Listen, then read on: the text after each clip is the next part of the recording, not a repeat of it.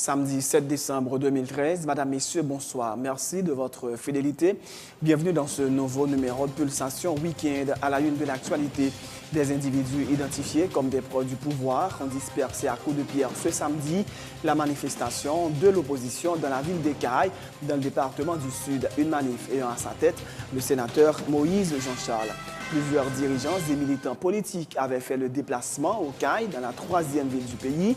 La manifestation avait été précédée d'un rassemblement de 100 000 Lavalas organisé à l'initiative du sénateur du Sud, auquel ont participé la coordonnatrice du parti, Maryse Narcisse, plusieurs parlementaires Lavalas, dont le président du Sénat, Dieuseul Simon Dira. Des milliers de Sud-Africains se sont spontanément rassemblés ce samedi pour rendre un hommage plein de gratitude à Nelson Mandela, tandis que se préparent des funérailles historiques dignes du rayonnement planétaire du leader anti-apartheid. Des présidents, chefs de gouvernement, anciens ou actuels, des têtes couronnées, des artistes, des dirigeants spirituels du monde entier sont attendus en Afrique du Sud le dimanche 15 décembre pour l'inhumation. Le calme est revenu à Bangui après 2 jours de violence entre chrétiens et musulmans qui ont fait au moins 300 morts. Les premiers renforts terrestres de l'armée française sont arrivés dans la capitale centrafricaine. Dans l'actualité sportive, le Bayern Munich a laminé ce samedi le Werder Bremen 7-0 avec un doublé de Franck Ribéry lors de la 15e journée de Bundesliga et conforte son fauteuil de leader. Madame, Messieurs, restez branchés pour le développement de ces titres et de bien d'autres.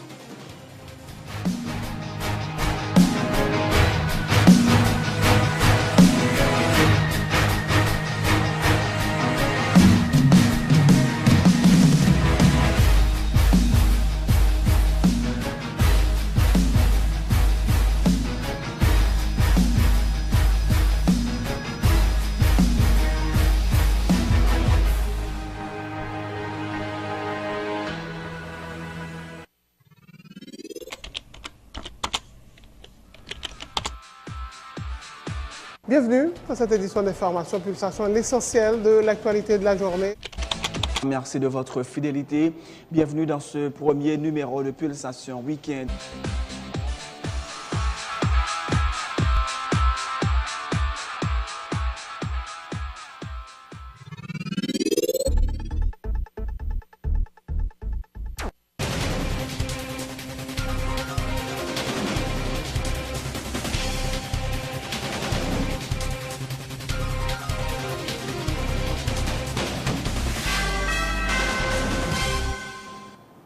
De recherche, bienvenue dans le développement du journal.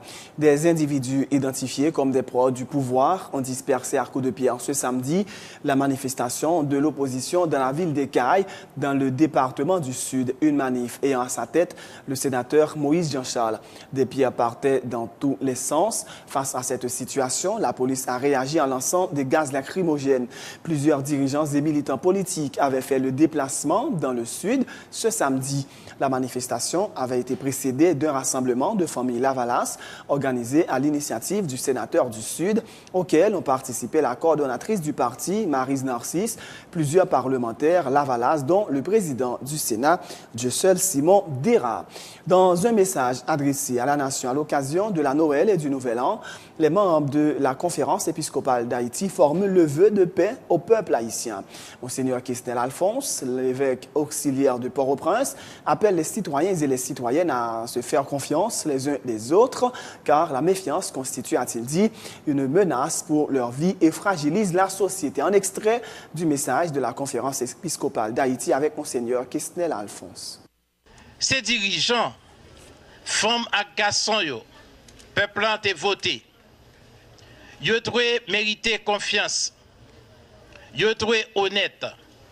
Et puis remet pays ça à tout cœur. C'est l'idée parti politique yo. Pour commencer, yo doit songer politique là mandé yo travail pour la justice et la paix. Pour oublier tête yo, mais pour chercher ça qui n'a intérêt tout le monde. Ces moun savent yo, professionnels yo, businessmen yo, yo doit utiliser tout moyen yo gagné pour servir population bien. Comment vrai nous capables de bâtir pays ça sans nous pas arrêter rancune dans le cœur nous, sans nous pas chercher résoudre conflit qui a divisé nous. Comment on a privé faire ça?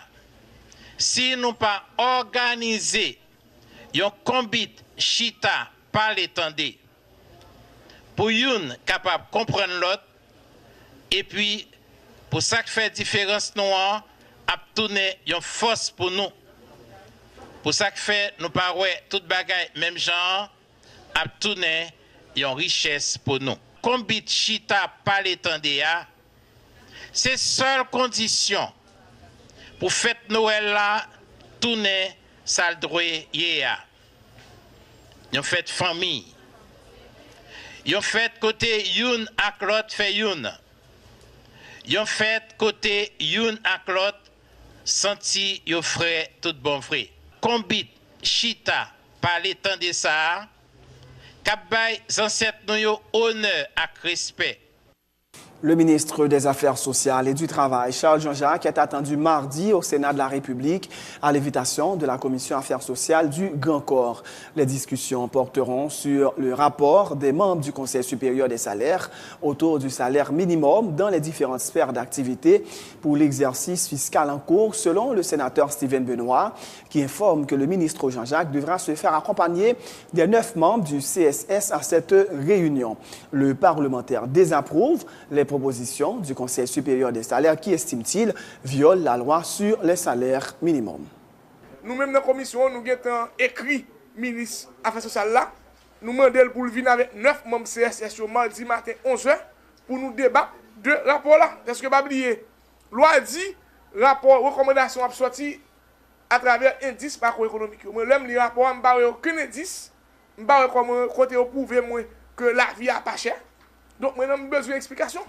Et, moi, je suis en contact avec le président pour me dire, président, pourquoi publier rien en attendant réunion faite avec les sénateurs et même commission affaires sociales là pour nous clarifier la position nous.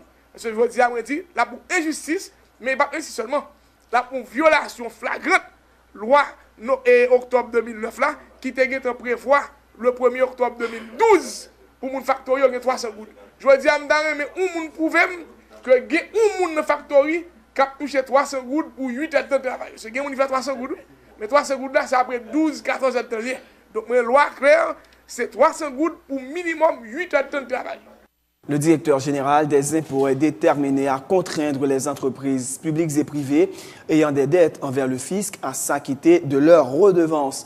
Jean-Baptiste Clark-Neptune dit travailler actuellement à la mise en place d'un plan de règlement qui devrait permettre aux entreprises publiques d'éponger leurs dettes envers la DGI.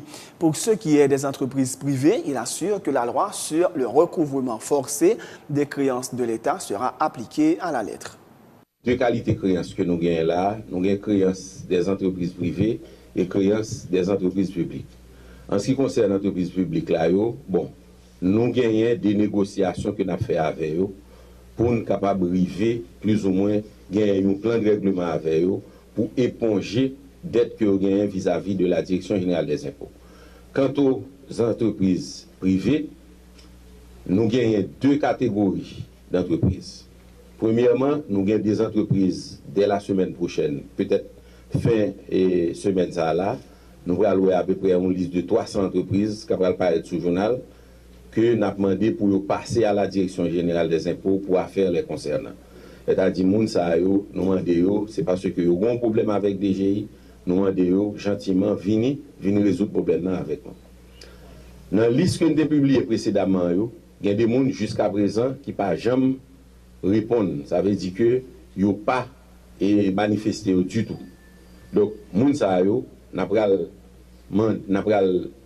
appliquer la loi contre eux et ça peut arriver jusqu'à toute panoplie mesure que la loi sur le recouvrement forcé des créances de l'État mettait à la disposition de la Direction générale des impôts.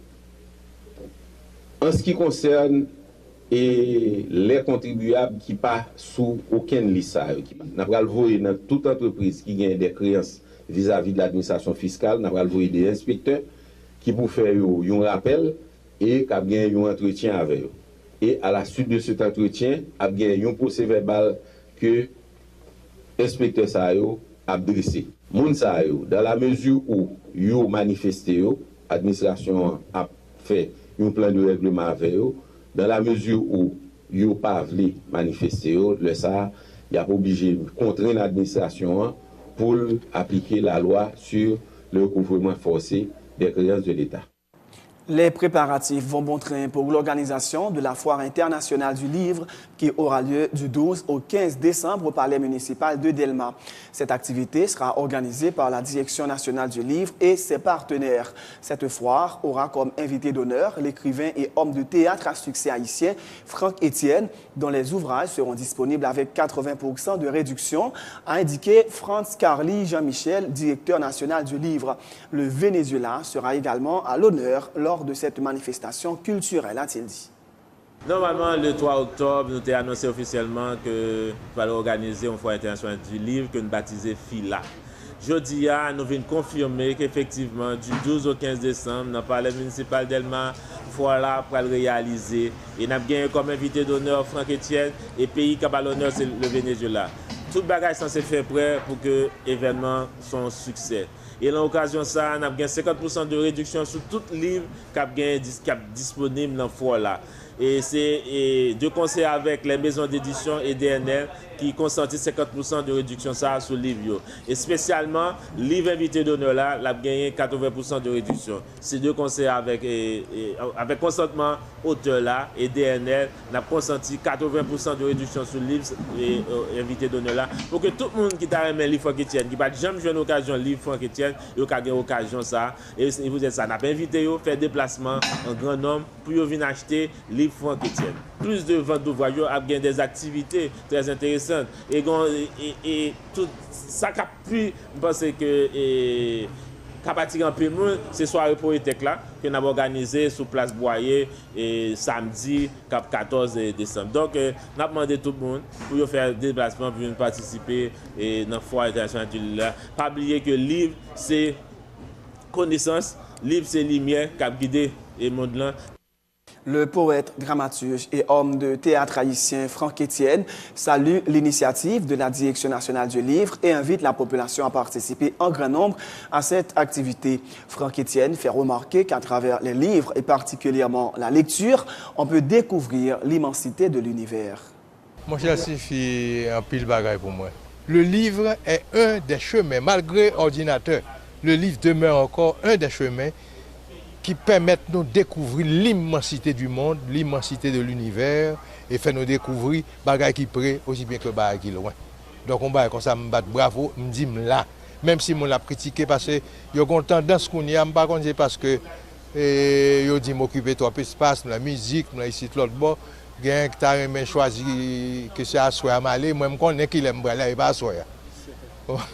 Alors moi dis que tout bagaille qui bon yo, moi présent.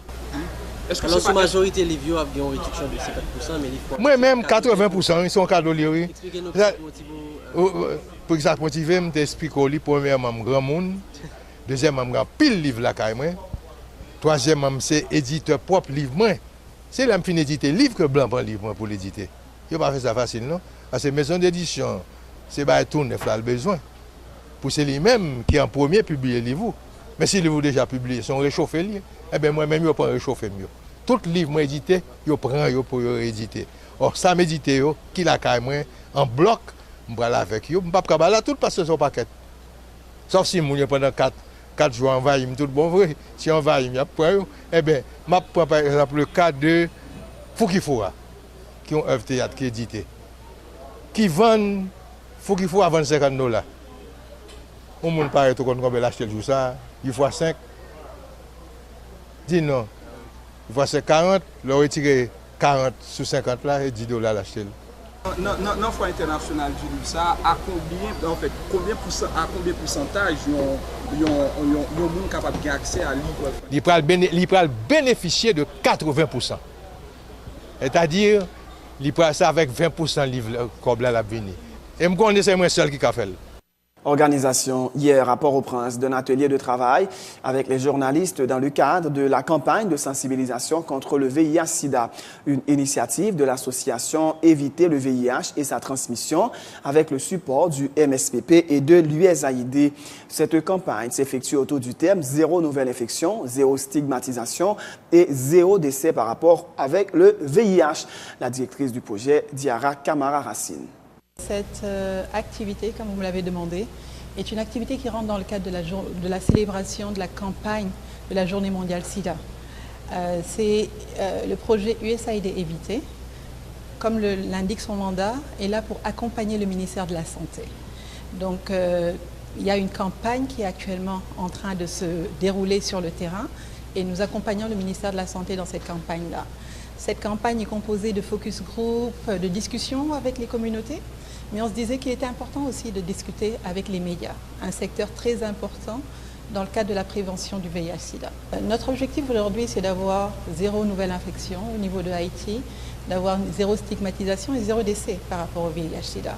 Et par rapport à ça, un slogan a été développé. Comme vous le voyez, c'est Sida, moins pas prendre, moins pas bailler. Et on se dit que ce serait intéressant, avec les journalistes, de pouvoir discuter autour de ce slogan, de voir comment ils comprennent ce slogan-là et comment ils peuvent le traduire en termes d'engagement, que ce soit des engagements personnels ou des engagements collectifs dans le cadre de la lutte contre le VIH-Sida. Quand on dit « moins pas prendre, moins pas bailler », il y a beaucoup de points qui sont inclus là-dedans. Parce que quand on dit « moins pas prendre », l'idée c'est de se dire, de pouvoir discuter comment faire pour moins pas prendre. Que individuellement, les journalistes se disent comment je peux faire individuellement pour ne pas prendre le sida. Donc, utiliser le condom, être fidèle à son partenaire ou encore pratiquer l'abstinence. Donc, il y a plusieurs moyens de ne pas prendre le sida. Et même si, ok, aujourd'hui j'ai le VIH-Sida, comment faire pour ne pas le transmettre ? C'est la fin de ce journal. Juste avant de vous quitter, voici le rappel des titres. Des individus identifiés comme des proches du pouvoir ont dispersé à coups de pierre ce samedi la manifestation de l'opposition dans la ville d'Ekaï, dans le département du Sud. Une manif ayant à sa tête le sénateur Moïse Jean-Charles. Plusieurs dirigeants et militants politiques avaient fait le déplacement au Caille, dans la 3e ville du pays. La manifestation avait été précédée d'un rassemblement de familles Lavalas organisé à l'initiative du sénateur du Sud, auquel ont participé la coordonnatrice du parti, Maryse Narcisse, plusieurs parlementaires Lavalas, dont le président du Sénat, Dieu-Seul Simon Dera.